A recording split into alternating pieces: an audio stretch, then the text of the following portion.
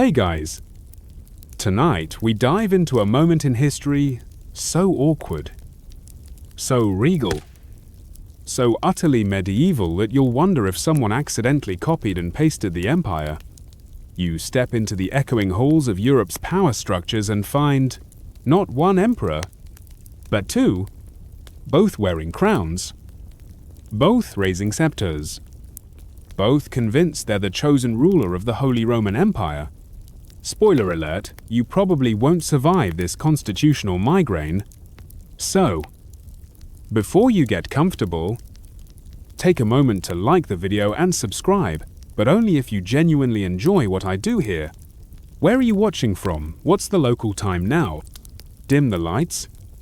Maybe turn on a fan for that soft background hum. And let's ease into tonight's journey together. You're standing beneath a cloudy sky in the mid-11th century. Your boots sticking into mud just outside the old city of Rome. The bells are ringing off-beat. Uncertain. Echoing like they can't decide which melody to follow. Because guess what? They're not announcing one emperor's coronation. They're juggling two. On your left, you see Henry IV stern, northern, backed by legions of armored German knights and ambitious bishops. He's been crowned by the antipope Clement III and has a strong claim from the traditional line. On your right, there's Rudolf of Rheinfelden, charismatic, calculating, backed by reform-minded clergy and a chunk of the German nobility.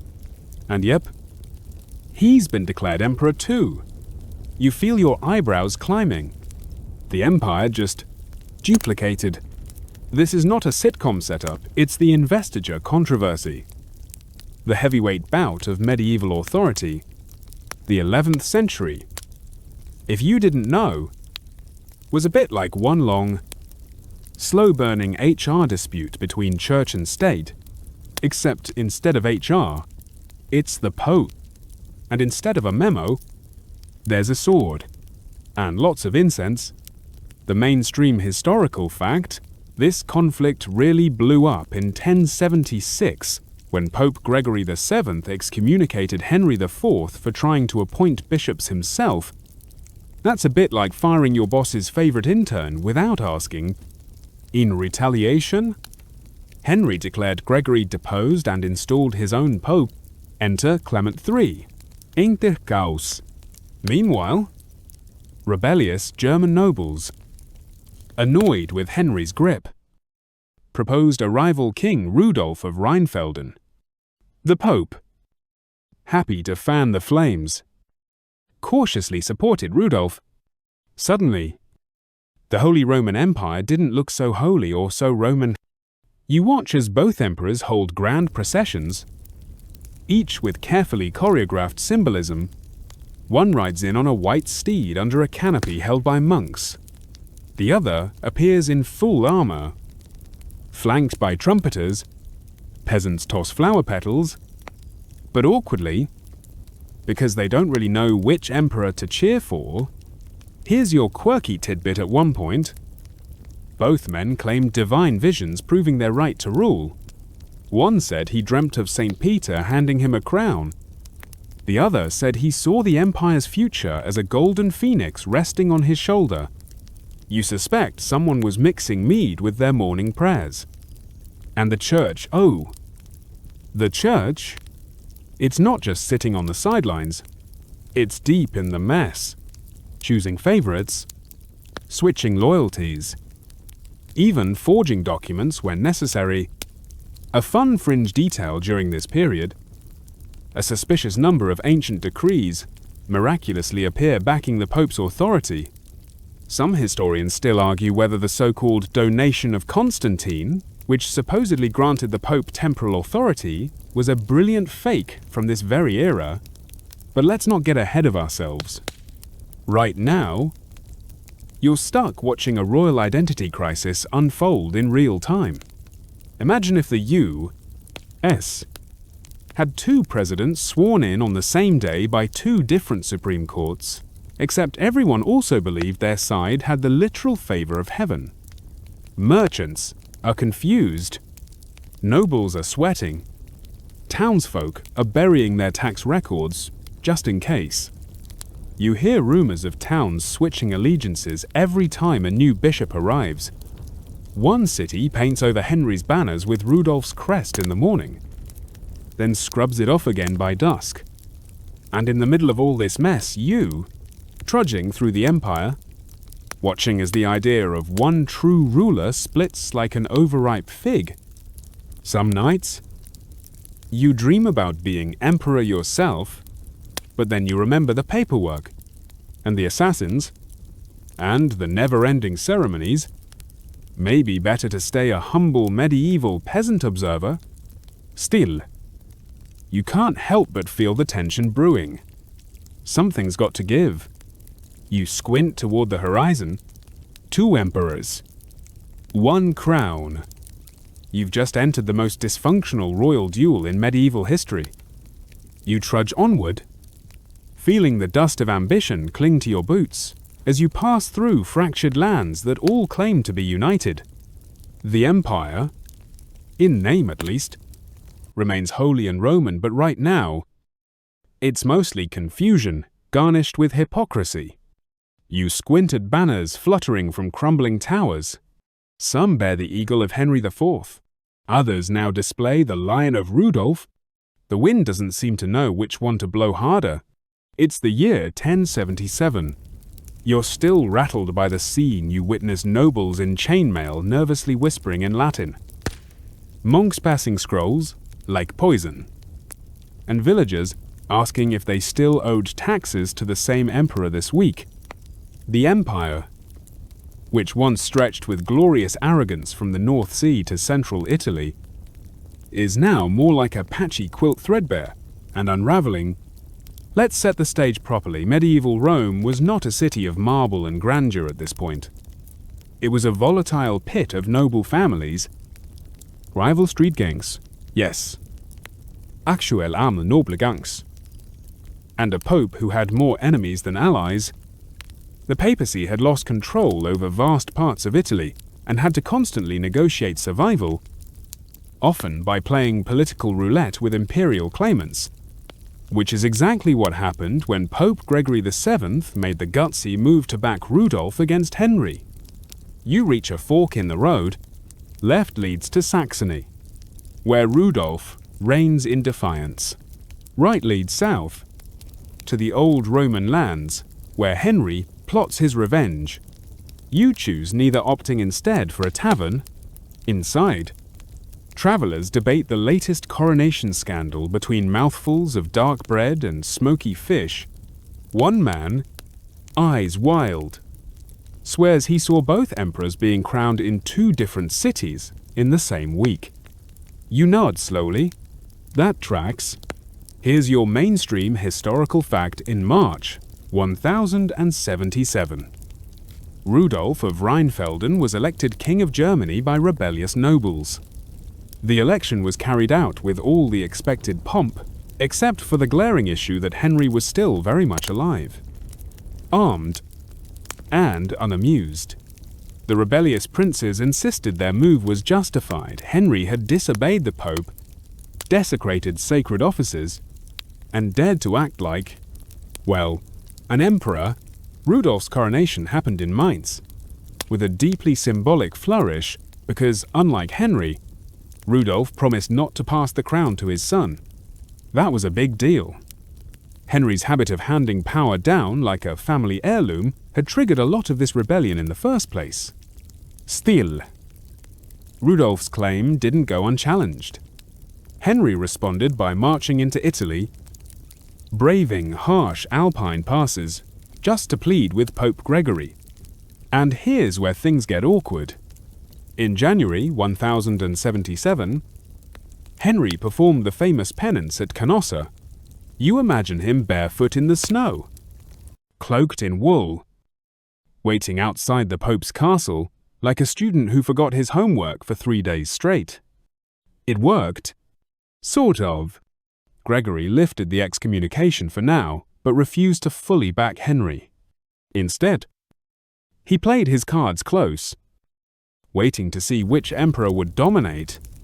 The quirky tidbit, according to legend, Henry stood in the snow barefoot for 3 days outside the gates of Canossa Castle, begging for absolution. Historians still argue whether this act was sincere penitence or a brutal masterstroke of PR. Either way, it gave him just enough credibility to re-enter the political fray and confuse everyone further. Back in the tavern, a traveling scribe pulls out a parchment, illustrating a strange sight, a medieval Venn diagram showing towns that pay taxes to Henry, to Rudolf, or embarrassingly to both. You overhear a noble mutter that his estate has received letters from both emperors claiming eternal loyalty. He's considering sending one of them a goat in return, just to see what happens. By now, the empire isn't just divided, it's performing synchronized collapse. Bishops are choosing sides, some driven by theology, others by bribes, most by sheer panic. The papal court is equally split. Some see Rudolf as the better choice, a reformer aligned with the Pope's grand vision. Others fear his rule would weaken imperial authority to the point of chaos. Outside, you watch torchlight processions led by chanting monks, each faction trying to one-up the other with theatrical displays of divine approval. Henry's men light incense in the streets. Rudolf's priests walk barefoot while flogging themselves. You're mostly concerned with not being trampled. There's a creeping sense that no one really wants 2 emperors, but no one's willing to back down. A scholar in the corner mutters that this is like a snake eating its own tail, except the snake has 2 heads. And both think the other's the tail. And then you hear it. The sound of hoofbeats armored, urgent, cutting through the night. Riders gallop in with sealed messages from the south. Henry has been crowned emperor again. This time in Rome itself, by his appointed Pope Clement III. You imagine Rudolf hearing the news and ordering another coronation just out of spite. You lean back. This empire, you think, was built on the ruins of Rome, where emperors once ruled by divine mandate. Now, it's ruled by argument, snow theatrics, and which bishop you bribed last. You don't know which emperor will win. You're not even sure what winning means anymore. But one thing's for certain, the age of singular rule is cracking, and you're sitting right in the fault line. The dust hasn't even settled from the last coronation when you find yourself walking straight into another one, though this time, the incense smells more like desperation than sanctity. Pope Gregory VII, the man in the center of this imperial tug-of-war, stands in a drafty chamber, weighing the options like a chess master who realizes all his pieces are on fire.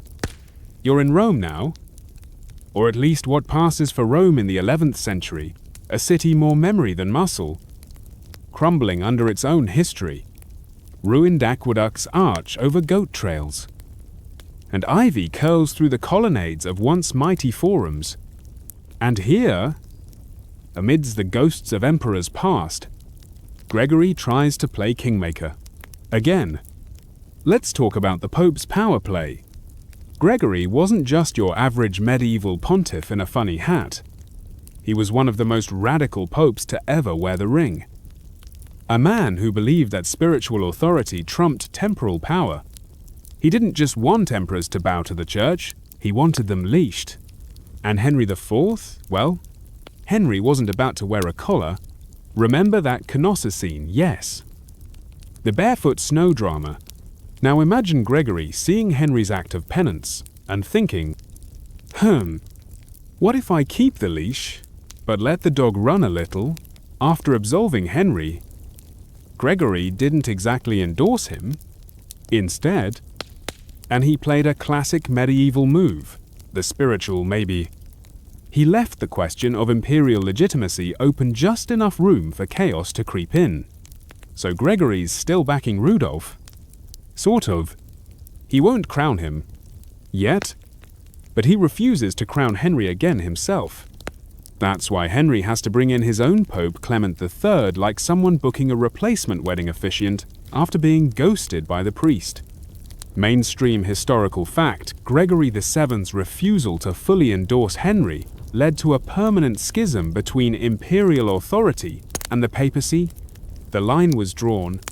No emperor from here on would be crowned without the papacy's blessing, at least not without eyebrows being raised. You peer out a window as processions march down Roman alleyways. One bishop yells that Gregory is a heretic for defying God's anointed emperor.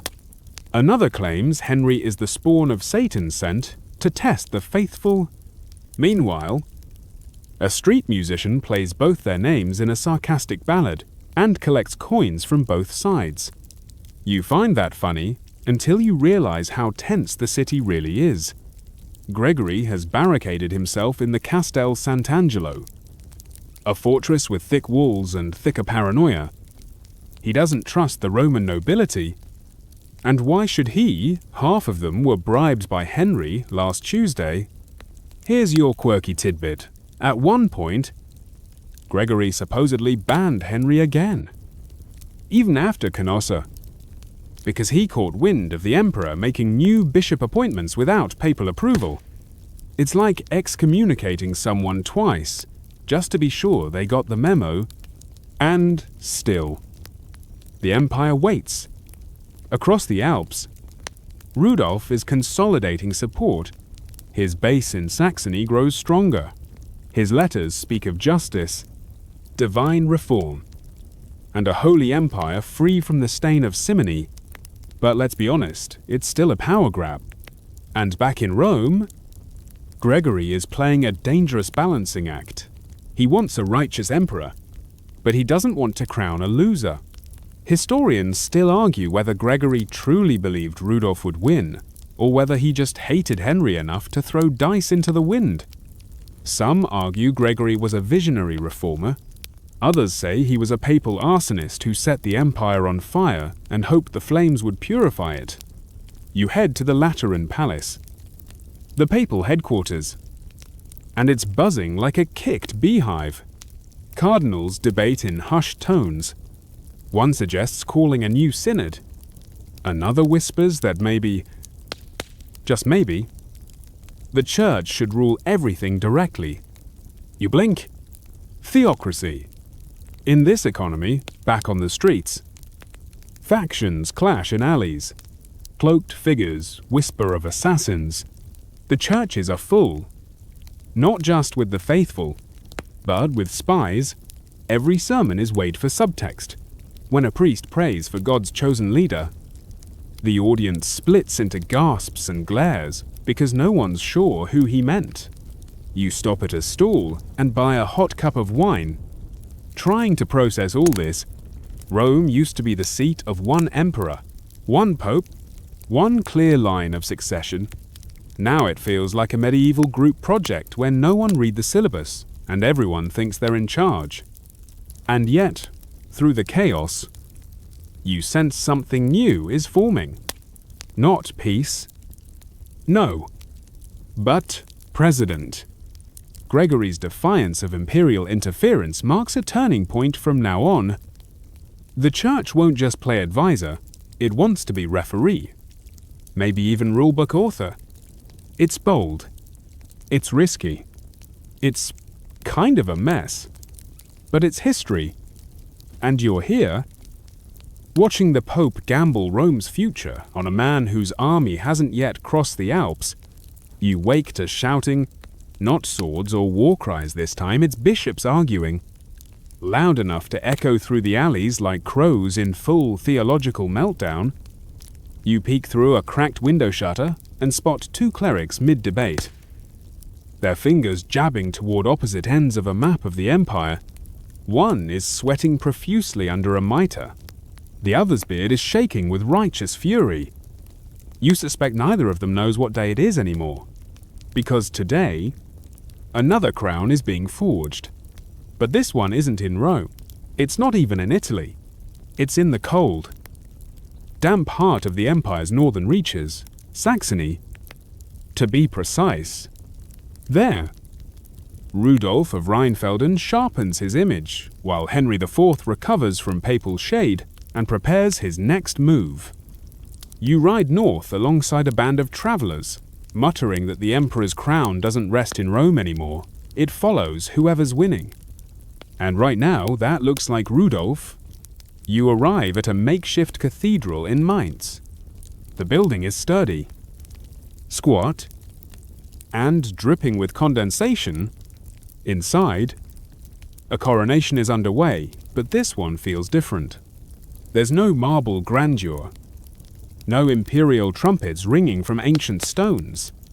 Instead, there are oaths, scrolls, and lots of very anxious noblemen hoping they just bet on the right horse. The mainstream historical fact: in 1077, Rudolf was crowned King of the Romans, a title traditionally used by those elected to be emperor, but not yet crowned by the Pope. It was a bold move. Technically, the emperor needed the Pope's blessing, but after Henry's excommunication, the rebel nobles declared the throne vacant, so they did it themselves. Here's where it gets spicy. Rudolf promised not to make the title hereditary.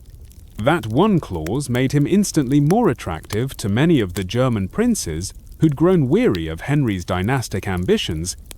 After all, if your job is being a duke, the last thing you want is your emperor turning his throne into a family business. But let's not pretend this was all about principle. Rudolf had his own ambitions. He'd once been married into the royal family. He knew the court. He knew Henry. He was charming, persuasive, and cunning enough to keep multiple factions at the table, even if those factions occasionally tried to poison each other. A quirky tidbit. Some accounts say Rudolf deliberately wore simpler robes at his coronation, hoping to emphasize humility over grandeur. Others claim it was because his treasury hadn't quite caught up with the idea of a rebellion-funded wardrobe. Either way, the imagery worked. His followers began painting him as the emperor of the people, while Henry was the decadent tyrant in furs. You Sip Hot Mead as a wandering scribe explains the layers. It's not just a civil war, he says, brushing parchment crumbs from his sleeves. It's a theological earthquake. We're deciding whether kings kneel to popes or popes kneel to kings. And that, right there, is the heart of it. Because this isn't about two men who both want to wear a fancy hat.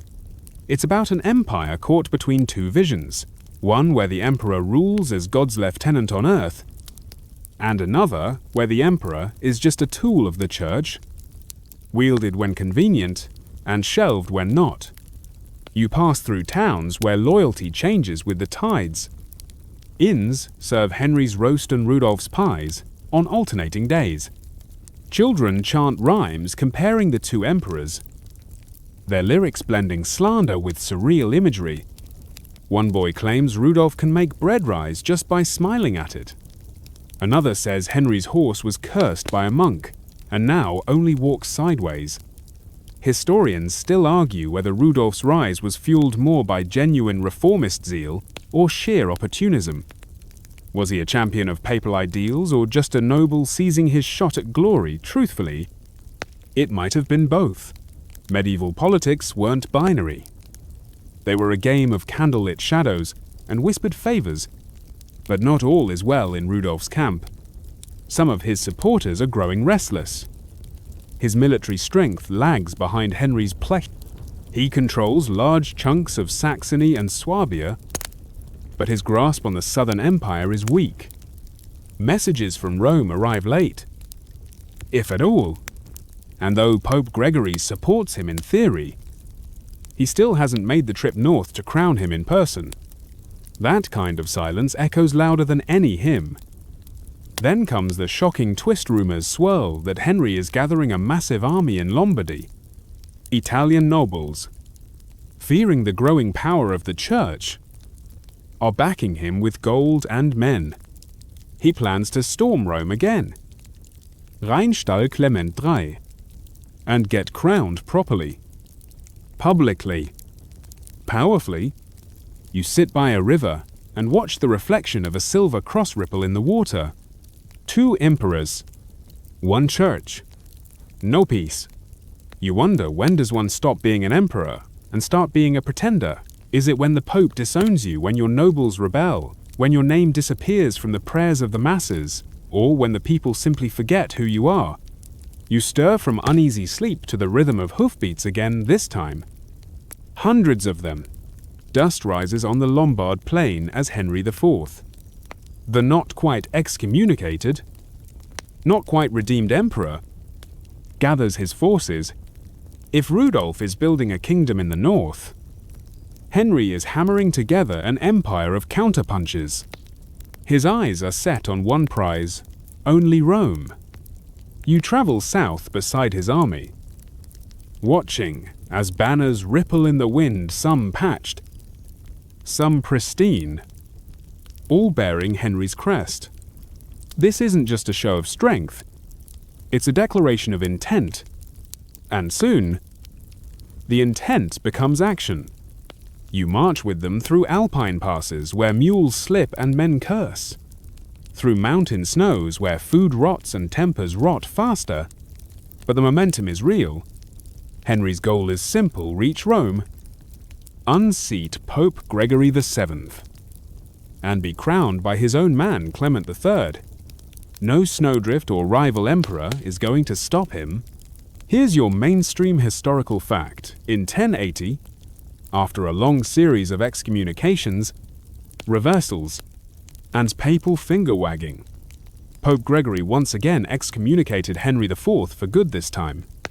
He claimed, in a retaliation, Henry convened a council of sympathetic bishops and declared Gregory deposed.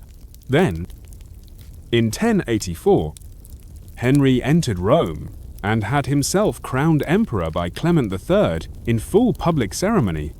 But wait, let's rewind a little, because getting to that moment wasn't easy. You're there when Henry's envoys deliver a message to the Romans: open your gates, or be made to. Inside the city, the tension is syrup thick. Gregory, still holed up in the Castel Sant'Angelo, is trapped between loyalty to his principles and the stone walls that now feel like a tomb. And here's your quirky tidbit. Gregory once claimed that he didn't fear death, only sin. But during the siege of Rome, he sent frantic letters to his allies, begging for rescue, specifically to Robert Guiscard, the Norman warlord with a flair for drama and pillaging. You can't help but wonder if even Gregory, the firebrand pope, found it hard to maintain spiritual cool when the empire came knocking with a battering ram. Outside, Henry's forces tighten their grip. You witness priests dragged from altars for refusing to denounce Gregory. You see townsfolk bribing both sides just to keep their bakeries open. On one corner, a statue of Saint Peter has been redressed in imperial colors. On another, graffiti reads "Clement is a puppet." And then success. In March 1084, Henry enters Rome through force and fanfare. Trumpets blare, horses clatter, and the city holds its breath. Inside the great basilica of St. Peter, Clement III crowns him emperor in a gleaming ceremony filled with incense, chorales, and carefully rehearsed choreography. It's a coronation that looks perfect on parchment, but you can feel the hollowness behind the hymns, because while Henry is being crowned, Gregory is still alive, still in Rome, still claiming to be the true spiritual head of Christendom. The city isn't celebrating unity, it's groaning under the weight of contradiction. One emperor, 2 popes, 1 crown, and 0 clarity. Historians still argue whether Henry's coronation by Clement III was legitimate. Was Clement truly a pope or just a political tool installed by an ambitious monarch? Some call him an anti-pope, a term reserved for those who claim the papacy without proper election. But to Henry's supporters, Clement was salvation from papal tyranny. Meanwhile, you follow rumors like breadcrumbs. Gregory has escaped the city. His protector, Robert Guiscard, has arrived from the south with a massive Norman army, one that scares even Henry's battle-hardened knights. The Normans sack parts of Rome in the process, yes. Friendly fire in full medieval glory. The citizens suffer most. As always, Henry retreats north. Rome is scorched. Gregory is rescued but never quite recovers. His health fails. His supporters scatter. And he dies in exile in 1085. His last words, "I have loved justice and hated iniquity, therefore I die in exile." You hear this whispered in a candlelit chapel, and something in your chest twinges. You walk through a broken street, passing shrines half burned, watching children draw emperors in the dust with sticks. One of them asks you, which one is the real one? You don't answer. The empire now has a crowned emperor and a dead pope. Clement III remains in office. But legitimacy eludes him like smoke. Henry's hold on power strengthens, but so do the shadows. Because somewhere in the north, Rudolf is still alive. And he's not done yet. You're back on the road. And the dirt beneath your boots feels different, grittier. As if the empire itself is grinding its teeth. Behind you lies Rome, singed and fractured, where Henry IV's shiny new coronation is already beginning to tarnish under the weight of too many doubts. Ahead Saxony, Swabia, the rebel lands, because while Henry has his crown, Rudolf of Rheinfelden still has his sword and a cause that refuses to die. You reach a quiet clearing just outside Würzburg. Here, tents bloom like mushrooms, and firelight dances against worn armor. Soldiers mill about, sharpening blades, whispering rumors. You pass a group of priests blessing weapons, because in this war, even God's favor comes sharpened at the edge. Rudolf is there, his hand wrapped in linen, face aged by years of fighting both with the pen and the spear. He limps slightly now, an old wound that never quite healed. But his voice is steady when he speaks to his men. We fight not for a throne, but for the soul of the empire. You're not sure if he fully believes that anymore. But the crowd does. That's enough. Let's ground ourselves. Mainstream historical fact in 1080. After Henry's second excommunication, the Pope threw his full weight behind Rudolf. Not just vague approval, but official endorsement. This was the moment things crystallized. It wasn't just Henry versus Rudolf anymore. It was church versus crown. Sanctity versus sovereignty. That's when Rudolf went all in. He was recrowned. This time with all the solemnity Gregory could muster from afar. But with papal blessing came a new kind of pressure. Rudolf now had to deliver. Victory wasn't just preferable, it was theological. And here comes your quirky tidbit, Rudolf. In the midst of this escalating conflict, had a miraculous relic paraded before, his troops said to be a finger of St. Peter himself. It was carried into battle on a velvet cushion, guarded more heavily than some of the nobles. You imagine a thief stealing it and trying to fence a holy finger on the medieval black market. The stakes were as absurd as they were sacred. You find yourself wondering, why do people follow Rudolf? He's not as resource-rich as Henry. His armies aren't as disciplined, but he has charisma. Yes, and perhaps more than that. He offers a vision. A reformed empire, one not strangled by hereditary claims or corrupted bishops, one led by consensus, by election. At least. That's the sales pitch. But the truth is grimmer. You attend war councils in dim-lit chapels, where even Rudolf's closest allies argue over strategy and loyalty. Some are here for faith. Others, for revenge. Many just don't want to pay taxes to Henry anymore. You pass, villages burned out by passing troops, some loyal to Henry, others to Rudolf. The difference is academic to the peasants trying to save their pigs.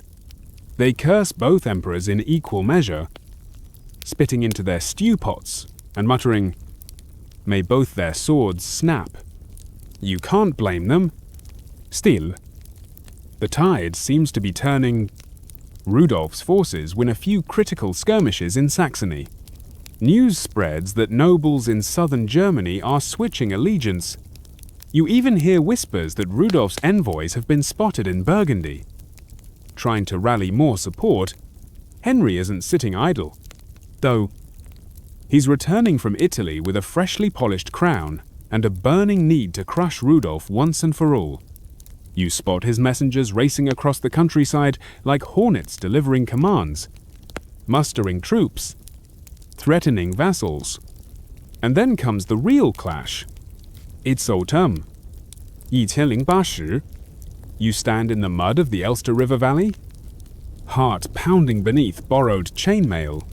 The armies of Henry and Rudolf have finally met, and the tension crackles like storm air. No more declarations. No more synods. No more finger-pointing popes. This is it. The battle begins at dawn. Trumpets wail. Steel crashes.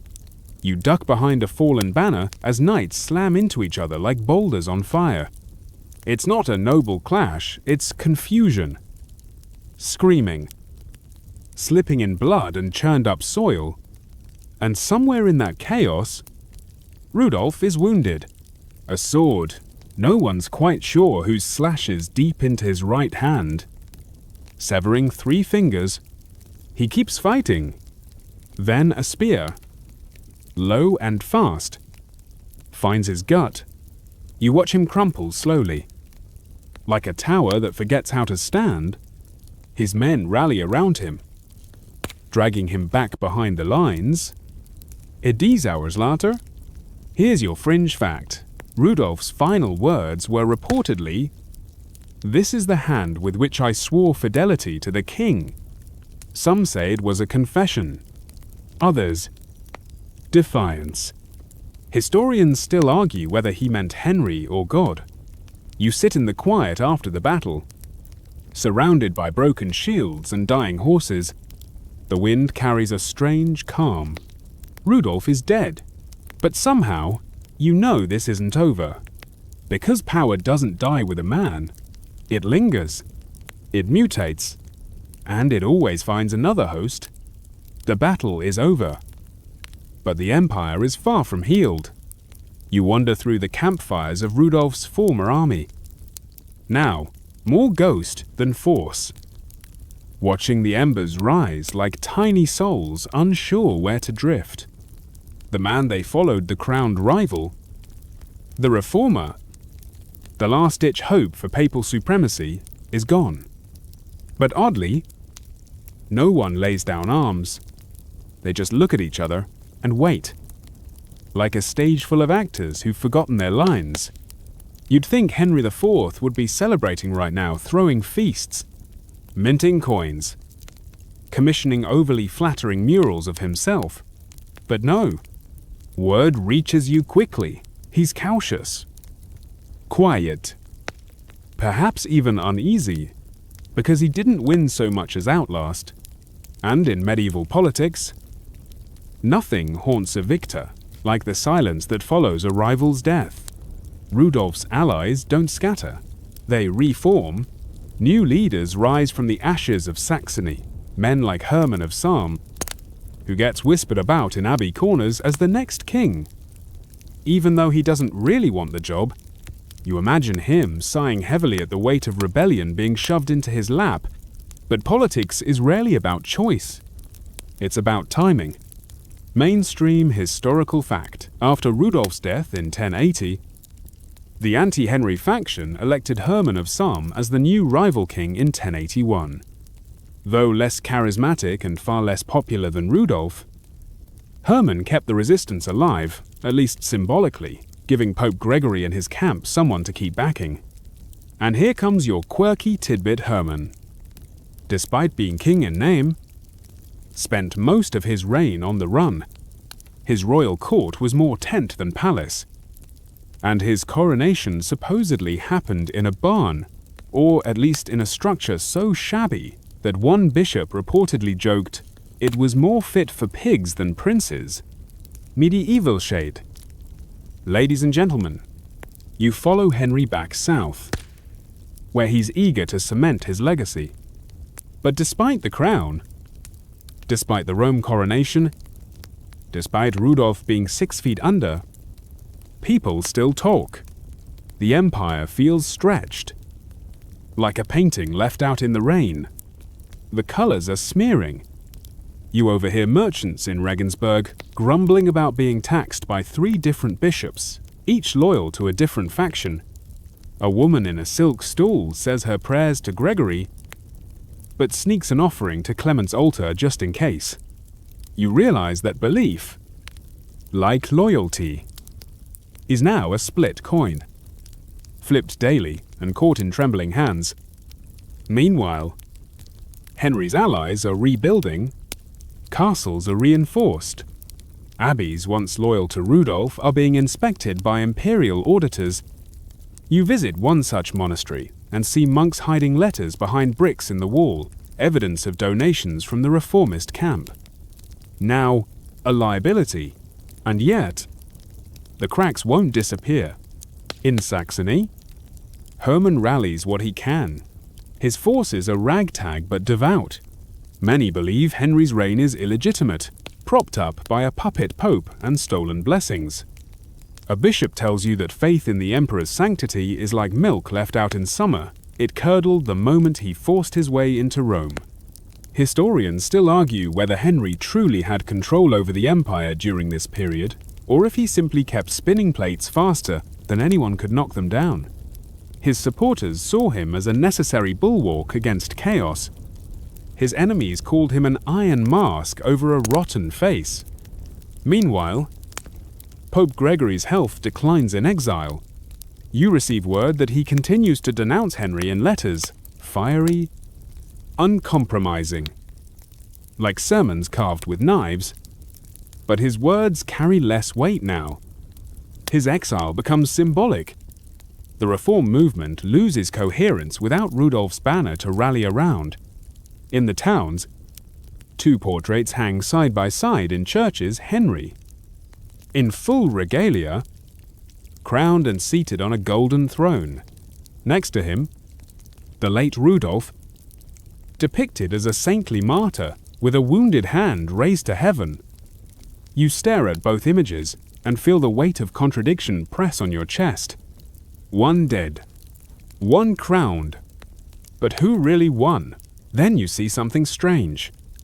A group of pilgrims walking from Swabia, barefoot, carrying a small wooden icon of Rudolf. They chant as they go, stopping to rest at shrines, lighting candles. You ask them why. They say Rudolf was blessed, that his suffering redeemed the empire's soul, that Henry rules by force, but Rudolf reigns in memory, and you realize martyrdom in the Middle Ages is more powerful than victory. It doesn't fade. It echoes. So now, even in death, Rudolf has created a legacy Henry can't touch. A legend. A story. And in the flickering shadows of taverns and chapels, that story keeps growing. You pull your cloak tighter, because while the empire has one emperor, again at least officially, it feels less united than ever. You drift into the city of Speyer under a pale grey sky. Boots wet with dew and rumors, the empire might officially have one crowned emperor again. But out here, in the day-to-day hum of bakeries and bell towers, things aren't so simple. You pass graffiti carved into the stone of the town gate. Rex Rex Noster King. Which one's ours? No one dares erase it. Inside the marketplace, the debate isn't dying down, it's getting louder. over tankards of lukewarm beer and loaves of stone-hard bread. Voices rise. Who truly wears the crown, the man in Rome, or the one remembered in prayer? You notice something curious. More and more people don't say Henry's name at all. They say, the emperor, as if giving him a name might lend him something sacred he hasn't quite earned. Because in the absence of open war, something else takes root: division of hearts. The banners may be uniform again, but in the minds of many, the empire is still split. And the cracks run not only through politics, but through pulpits, bedrooms, and bloodlines. This is the era where cities pick sides not with armies, but with sermons. You find yourself in a shadowy cathedral at Vespers. The preacher's words are careful, too careful. We pray, he says, for all who rule justly. You note the omission. No names, no titles.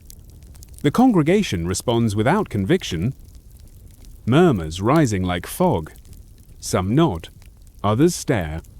Mainstream historical fact. After Rudolph's death and Henry's return from Rome, many ecclesiastical territories remained loyal to the reform movement, despite losing their figurehead. Bishops, abbots, and monks across the empire continued to resist Henry's interference in clerical appointments, fueling the larger investiture controversy that would span generations. And here's your quirky tidbit in one particularly bold monastery. A monk began inserting both names Henry and Rudolph into prayers for the emperor. When asked why, he responded, "Better to include a ghost than offend a saint."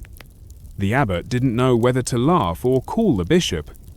You stay a while in Spire, eavesdropping on merchants who are paying taxes into two different chanceries, just in case. What if Henry falls? One woman whispers, "What if God sends us another?" You can't help but wonder, has anyone ever ruled this place without half the population preparing for the sequel, A Nobleman's Daughter?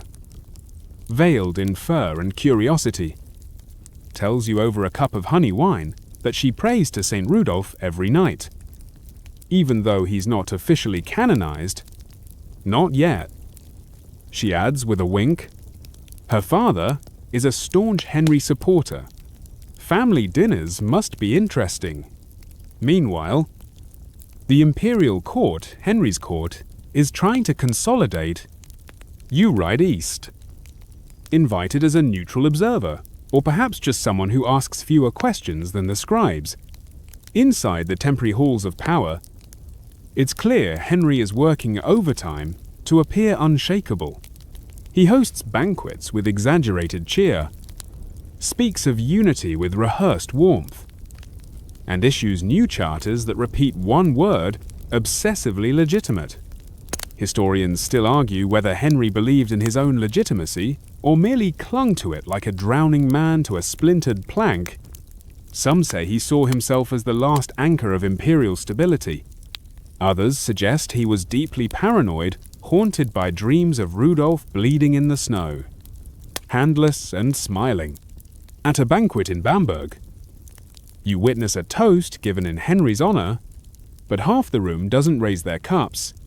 You see clenched jaws, eyes fixed on the table, fingers wrapped too tightly around goblets. They cheer, but it's hollow. A performance, and yet, you must admit, Henry is good at ruling, efficient, ruthless when needed, but skilled in the art of tolerable tyranny. His laws are precise. His taxes, predictably harsh. He's rebuilding bridges literally and politically, and in some regions, especially the south, he's genuinely popular. But in the reformist north, a different story. You pass through Münster, where peasants gather outside a church to hear a wandering friar speak. His sermon is veiled but barbed. The empire must be cleansed. He says, a crown made in sin will not bless the land. The crowd murmurs approval. A child throws a pebble at a passing royal messenger. The friar is arrested the next day. But the crowd doubles. It's not about Henry anymore, or Rudolph. It's about what kind of empire people want. And while no swords are crossing right now, you realize you're watching the growth of a new kind of battlefield, not fields of mud and steel, but minds, prayers, and quiet rebellions. A war of loyalty, fought in whispers and ink. So, when a merchant asks you on the road, "Who's the true emperor?" now you don't answer right away. You just look up at the sky and listen to the bells tolling, not in unison, but a half-beat apart. You ride under a grey October sky, chilled not by wind, but by doubt. The empire may wear one crown again, but the Pope still wears his fury. Because while Henry sits on a golden throne in Germany, in Rome, Gregory VII preaches resistance like it's scripture carved in fire. You begin to sense that what was once a question of power is now a matter of faith. In every chapel you pass, the air is tense. Priests glance over their shoulders before reciting homilies. Some omit the emperor's name from the prayers altogether. One whispers our sovereign like a man trying not to wake a sleeping bear. Mainstream historical fact, though Henry had been crowned in Rome by Clement III in 1084, Pope Gregory never recognized the ceremony. His excommunication of Henry stood, and so did his claim that the emperor was illegitimate.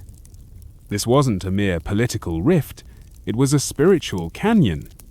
Two emperors had come and gone, but two popes still divided Christendom. And here's your quirky tidbit. In exile, Gregory supposedly commissioned a series of bronze tokens depicting himself trampling a crowned Henry beneath his feet. Propaganda never sleeps. You journey to a monastery in Monte Cassino, where monks argue whether sacraments administered under Clement's rule are still valid. What if my baptism doesn't count? One novitiate asks. The silence that follows is thicker than incense. The schism doesn't just live in thrones and papal bulls, it's wormed its way into marriages, inheritance, even death rites. One widow insists her husband be buried with a lock of hair blessed by both popes just to cover all celestial bases. You realize now the war isn't fought with swords anymore. It's fought with bells, scrolls, and terrified guesses.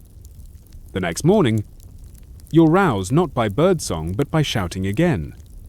A noble's procession has arrived in town square, and he's demanding the bishop affirm Henry as God's chosen ruler. The bishop refuses. A crowd gathers. You melt into it, heart tight with anticipation. No one draws a sword. Instead, the noble withdraws a velvet pouch and buys the bishop's silence. Quine clink. The priest lowers his eyes. The crowd mutters. Because that's what this chapter of the empire looks like. Bribery disguised as piety. Mainstream historical fact, Henry IV, despite being excommunicated, continued to appoint bishops across the empire, men loyal to him and willing to pay handsomely for the honor. It was this practice known as lay investiture that sparked and sustained the investiture controversy. The Pope wanted spiritual authority to choose clergy. Henry wanted the right to crown power with gold and loyalty. Your quirky tidbit: one bishop, after being invested by Henry, reportedly spent his first 3 months in office excommunicating every squirrely monk who'd ever doubted his credentials. He eventually had to apologize to an entire abbey. Back in the town square, you spot another bribe, this time in the form of a bishop's niece being married off to a duke suspiciously loyal to Clement. Unity through matrimony, someone says, or at least plausible deniability. You wander away, heavy with the knowledge that this new empire is being built not on stone, but on side deals and silence.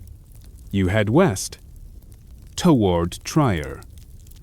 with a caravan of wine traders whose flasks are full but whose patience is thin. Every border town they pass taxes them twice. For the emperor, they're told. Which one they ask? The guards shrug. This is the part of the empire where 2 emperors may be gone, but their ghosts still wrestle over receipts. Mainstream historical fact. In the years following Rudolph's death, the empire remained divided in practice, if not on paper. Many cities, abbeys, and noble territories hedged their bets by paying dues to both imperial camps. Not paying was treason. Paying both, just good business. Quirky tidbit. In one Rhineland village, a local mayor actually forged receipts showing dual payments and tried to write off the second set of taxes as a spiritual donation. His account books survive today, and they're hilarious. You share a jug of wine with a trader who tells you that his family now prays in 3 churches, pays 5 priests, and keeps 2 portraits of the emperor, one for display. One in the cellar. Depends who visits. He winks. You realize something troubling. This isn't healing. It's hedging. The bells ring louder in Magdeburg than anywhere else you've been. Not in celebration. But de fiance. The cathedral there stands like a stone fist, loyal to Gregory's legacy, hostile to Henry's decrees. When Henry's envoys arrive to request tithes, they're met with hymnals and very locked doors. Inside the cathedral, you hear sermons that sound like war cries in slow motion. The bishop quotes Gregory's final letters like sacred texts, calling Henry's crown a band of iron forged in flame. It's dramatic.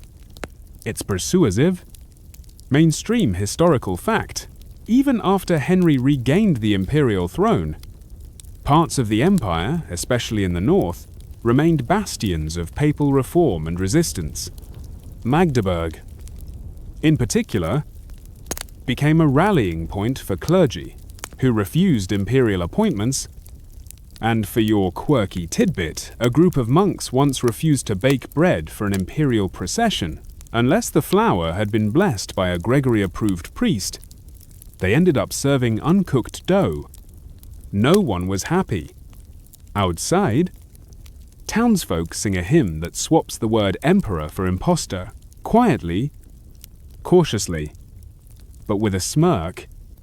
You think Henry may rule on paper, but paper doesn't sing. The empire cannot hold its breath forever. By 1085, your footsteps carry you to Saxony again, where tension no longer simmers, it boils.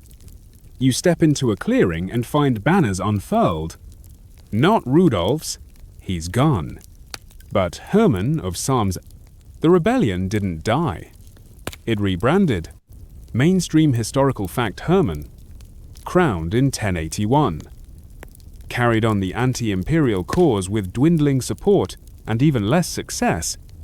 Though never crowned by the Pope, he still commanded the loyalty of certain regions and nobles, disillusioned with Henry's increasingly aggressive consolidation of power. Here's a fun fringe detail. Hermann's followers often referred to him not as king but as the Good One, a title that sounds more like a village butcher than a monarch. But in these times, moral branding is half the war. You camp with Hermann's men and share their food. Beans, thin soup, pride. It tastes like stubbornness. They talk of Henry like a disease, dangerous but survivable. He has no roots here. One soldier says, just shadows. And yet, Hermann knows this is a losing game. His face says it plainly, but someone must hold the banner. Even if it burns, whispers chase you into Thuringia, whispers of peace, of secret councils, of letters exchanged not with ink, but with wax seals and folded silences. You arrive at a convent, where rumors say envoys from both courts met under cover of night. No one confirms it. No one denies it. That's how you know it happened. Mainstream historical fact. There were scattered, unofficial efforts at negotiation throughout the late 1080s, as war fatigue set in. Minor nobles and exhausted clergy on both sides sought paths to peace. But no formal reconciliation would come in Henry's lifetime. Your quirky tidbit: one abbot tried to broker peace by hosting a feast featuring only neutral foods, no Saxon bread. No Lombard wine. The guests left hungry and unimpressed. Still, in this convent, you feel it, the desperate dream of unity. An elderly nun says it plainly to you over supper. Even sheep stop fighting after the wolf leaves. You nod. Not quite sure who the wolf is anymore. Another coronation? Yes. Another. But this one is quieter, tinged with sadness and a touch of absurdity. You're in the hall of Goslar, where Henry recrowns himself in front of his loyal court, not because he needs to, but because he can. Mainstream historical fact. In 1087, Henry held a second coronation for his son, Conrad, hoping to secure the Salian dynasty's hold on the throne. It was an echo of old traditions, a way to remind the world that he was not just emperor, but emperor-maker. Quirky detail: the crown used in the ceremony had a small dent in it, supposedly from when it was dropped during the siege of Rome. A monk joked it was the holy ding.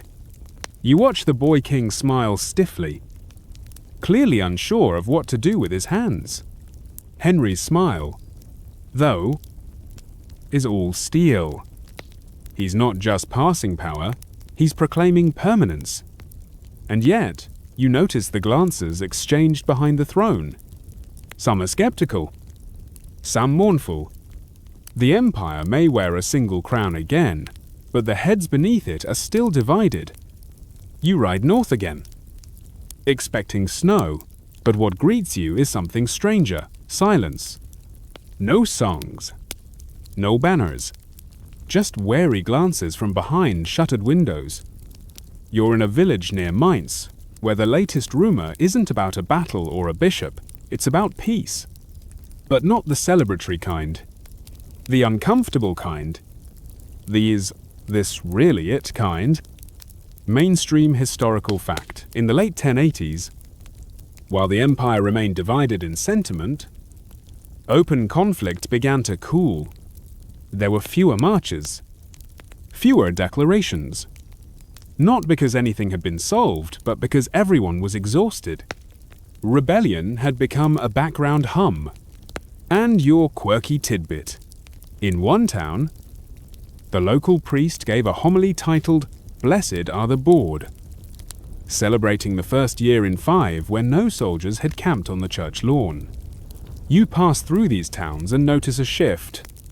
People talk less about emperors and more about crops, about marriages, about things that don't require papal approval. The empire hasn't healed. It's scarred over. That's not peace. It's just the absence of screaming. You think of all the men who claimed the crown, all the sermons, all the fingers pointed, and you wonder, was any of it real to the people? Or did they just learn to nod until the yelling stopped? You arrive in a town where 2 courts overlap, not in law, but in rumor. One noble follows Henry. His cousin, a bishop, quietly honors Gregory's memory. They share the same wine. They avoid the same topics. You're invited to dinner. You count 5 different toasts to unity, but none to truth. Mainstream historical fact. The late 1080s and early 1090s saw the rise of dual courts, not officially, but socially. Many territories hosted both pro-Henry and pro-papal factions, maintaining the illusion of harmony while bracing for the next break. Your quirky tidbit. One castle employed 2 chaplains, one for each side. They took turns blessing meals. Guests often just crossed themselves twice to be safe. At night, You overhear whispered prayers where people ask not for victory, but clarity. The empire is tired of ambiguity, of doubles. You are too. A storm rolls in. You watch the lightning and wonder if it'll strike the emperor, the pope, or the poor peasants stuck between them. You find yourself in a quiet courtyard in Bamberg, sipping weak wine and listening to gossip about the emperor's wife. Her name Bertha of Savoy. She has been many things, queen. Exile, mother, but above all, a woman caught in 2 empires' worth of ambition. Tonight, she speaks. You sneak into a corner of the audience chamber, where she addresses a group of noble women. Her voice is soft, but unwavering. My husband bears a crown, she says, but I carry the silence that follows. Mainstream historical fact: Bertha was married to Henry IV in a political alliance. Exiled during his early reign, then recalled during the worst of the conflicts. Despite their stormy relationship, she supported him during Canossa and beyond. Her loyalty was political, but also deeply personal. Your quirky tidbit: Bertha once reportedly wrote a letter begging for an end to the war before it takes my children from me. The letter was never answered, but it circulated among reformist clergy who saw her as a saint in chains. You realize something history remembers emperors. But Empress Endurit, in a dusty courtyard outside Worms, you find yourself watching a group of young squires arguing over facial hair. No, really. One claims that Henry's clean-shaven look reflects discipline. Another counters that Rudolph's wild beard showed freedom. Someone jokes that Gregory's beard probably had its own papal bull. You laugh, and then realize they're not really talking about grooming. They're talking about legacy. Mainstream historical fact: personal appearance was highly politicized in the Middle Ages. Rulers carefully cultivated their image robes. Crowns, beards included. Henry was known for his austere court style, while Rudolph and his successors adopted more rustic symbols.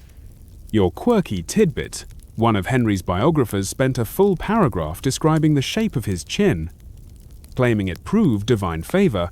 Medieval physiognomy was no joke. You leave the squires as they debate imperial eyebrows and realize that image, even in a fractured empire, still carries weight. People don't always remember laws, but they remember how a man wore his crown or his beard. You're in a chapel outside Passau when the bells begin to toll. At first, you think it's a funeral, but then you hear something else: panicked shouts, hurried footsteps, the metallic clink of drawn blades, and then a body crumpled beneath the altar. It wasn't a soldier. It was an altar boy. Mainstream historical fact: the spiritual tensions of the investiture controversy often spilled into violence not just on battlefields, but in churches, abbeys, even monasteries. Assassinations became ritualized. Symbols of authority, whether rings, mitres, or relics, were targeted in acts of political terror. Your quirky tidbit: in one abbey, a bishop reportedly hid in a barrel during a siege and continued giving orders through a knothole. He was caught when someone poured wine into it. The boy in the chapel had no enemies, no title, just the wrong job in the wrong place. You walk out, sickened, because war doesn't end when one emperor stands alone. It ends when even the innocent are afraid to kneel. You ride south once more, this time not toward armies or abbeys, but toward an old rumor, a prophecy. It's whispered in forest shrines and scratched into monastery doors. A dragon and a dove will determine the fate of the empire. You arrive at a crumbling village where an old monk guards a scroll that he claims proves it.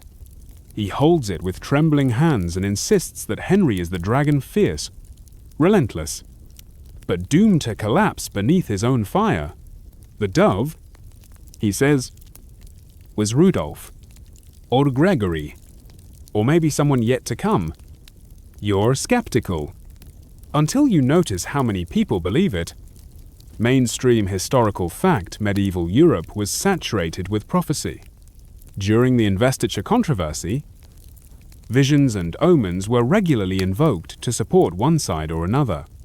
Several chroniclers recorded solar eclipses, earthquakes, and plagues as signs of divine anger at Henry's coronation.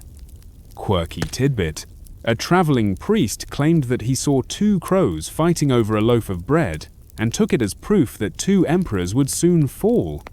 His tale spread faster than most royal edicts. You leave the village feeling the strange weight of metaphor that in a world ruled by crowns, sometimes birds and beasts carry more influence than kings. The road east takes you through Salzburg, just as the bells begin tolling. Not for prayer, but for mourning. Word travels fast. One of the emperors is dead. But it's not the one you expected. Rudolph, of course, is long gone. But now, it is Pope Gregory VII who has died far from Rome, far from peace, exiled and unburied in his own cathedral. You hear the news in a cramped inn, where silence falls heavier than the rain outside. Mainstream historical fact: Gregory died in 1085 in Salerno. Having never returned to Rome, his death marked the symbolic end of the first major phase of the investiture controversy. Though replaced by Urban II, Gregory's spiritual authority lingered like incense, unsettling, omnipresent. Your quirky tidbit: Gregory's supporters refused to let him be buried until they found holy ground untouched by Henry's influence. The result: his body stayed above ground for nearly a month, which, let's just say, did not smell saintly. You stand at his grave days later, where pilgrims now kneel and light candles. One says, he fought a dragon, but died a dove. You think back to the prophecy. You wonder, was he the beast or the bird? You follow the wind back toward Rome, and for once, it doesn't feel like you're walking into a war zone. The city is quiet, almost reverent. There's talk, just talk of reconciliation. You don't believe it at first, but then you're invited to a strange gathering, two cardinals from opposing camps, sitting in the same hall, sharing wine, arguing but smiling as they do. Mainstream historical fact: after Gregory's death, some efforts were made to cool tensions between Henry and the papacy, while Pope Urban II would later reassert the Church's reformist zeal. The immediate aftermath saw both sides testing cautious diplomacy.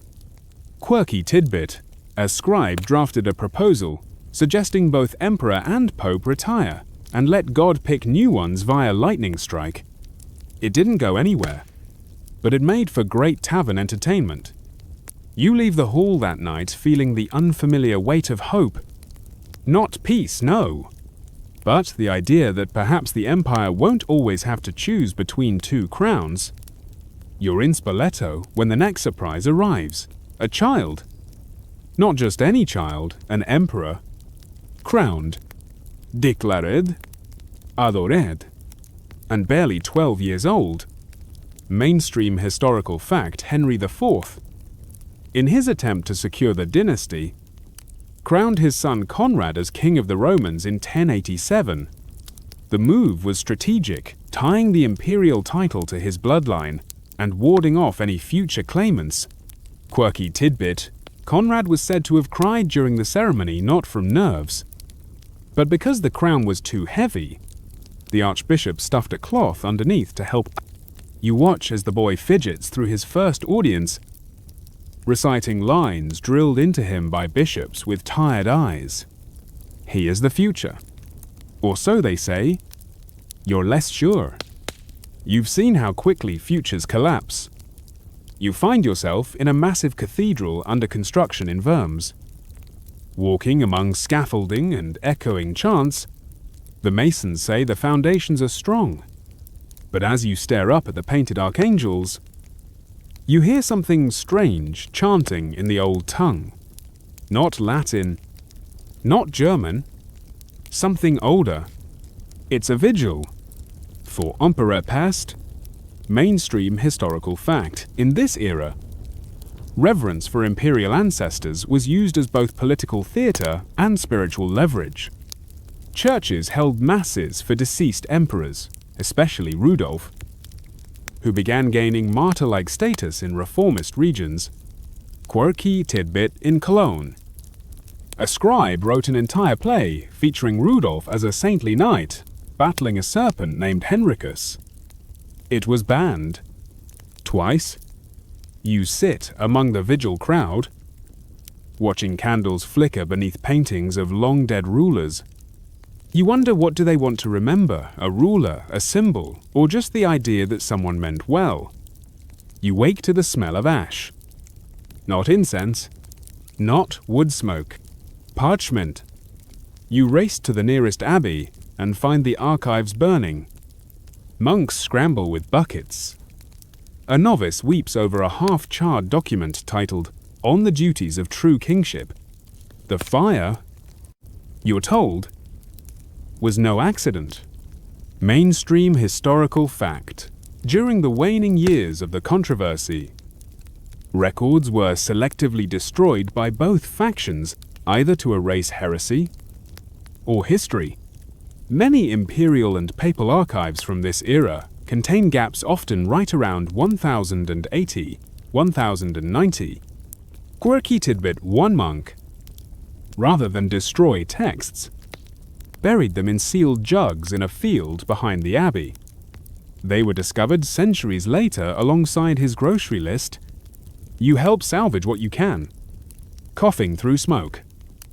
As centuries of imperial memory turn to soot, not all wars are waged with blades. Some with ink and fire. You wake one morning to a strange truth: there is no emperor. Not really. Henry is still alive. Still ruling. But his legitimacy feels theoretical. No pope supports him. His son Conrad has begun to question him. Nobles differ in public, resist in private. You attend a court session where no one says "Your Majesty," they say "My Lord." It's subtle, but telling. Mainstream historical fact. Despite his coronation and military victories, Henry IV's authority eroded. His son Conrad eventually joined a rebellion, supported by Pope Urban II, further undermining imperial unity. Quirky tidbit: a nobleman joked that Henry was emperor of the empty chair, because his decrees carried weight only when someone bothered to read them aloud. You walk through a market and hear no cheers, just questions. Who rules now? Someone mutters. No one answers. The air is thick in Bamberg, where Henry now resides, not with incense, but with ink. He's writing a lot.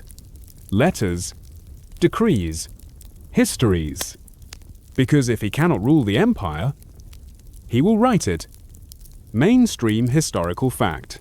In his later years, Henry sponsored chronicles that reframed his reign, justifying his actions, vilifying his enemies, and portraying himself as a misunderstood reformer.